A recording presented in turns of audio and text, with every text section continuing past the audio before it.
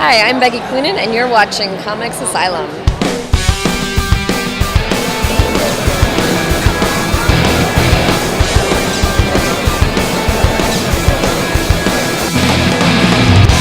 I think I've been into comics my entire life. My dad was into Silver Surfer, I think, when he was a kid, so occasionally he'd bring home a Silver Surfer comic, and that would be like my bedtime story. So I think from a very young age I was just very conscious of those comics as like a storytelling medium. The first comic I remember picking up of my own accord was X-Men #1 and by Jim Lee. And it was that cover that like popped off the shelf. So he was one of my first major influences. I got really into manga after that, actually. It was such a departure from all the Marvel stuff that I was reading at the time.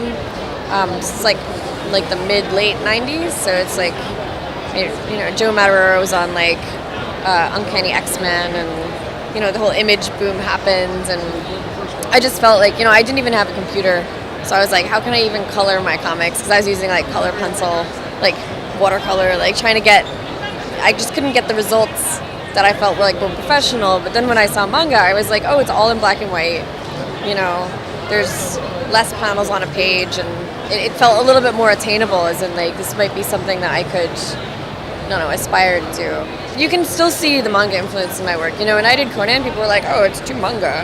And I was like, really? Cool. Because that's where I came from. You know, I grew up reading that. And I don't think I'd ever classify my stuff as manga because it's so, you know, it's definitely Western storytelling sensibilities, and, you know, it's kind of been diluted over so many years of just me doing my own thing for so long. But, I mean, the influence is still there. And it's like something that I kind of wear on my sleeve.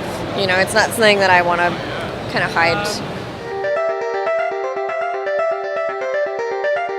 I did Batman last year. I guess that's it. A lot of people come up to my table and they're like, oh, I read your work in Batman. And even though I have like 12 years of comics under my belt before Batman, that seems to be the thing that a lot of people are picking, like new to my stuff, picking it up. I did Conan the Barbarian with Brian Wood. So a lot of the licensed stuff got me, you know, kind of up to like a different level.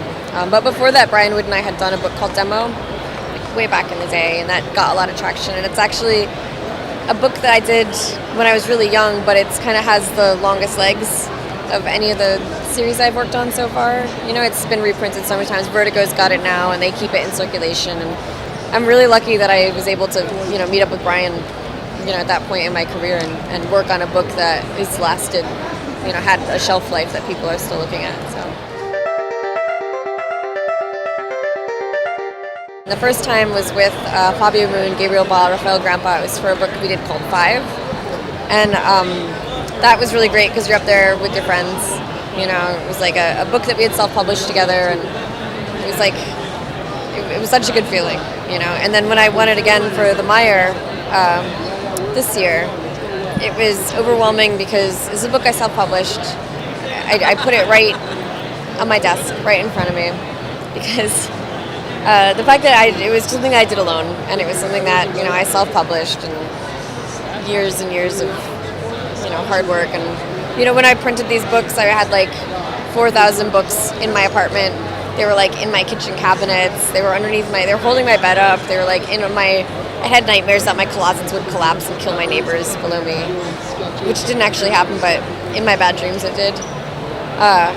So to kind of go through all that, like blood, sweat, and tears, etc., whatever, to have it recognized on that level, meant, you know, I got some feels, you know. It gave me some feels.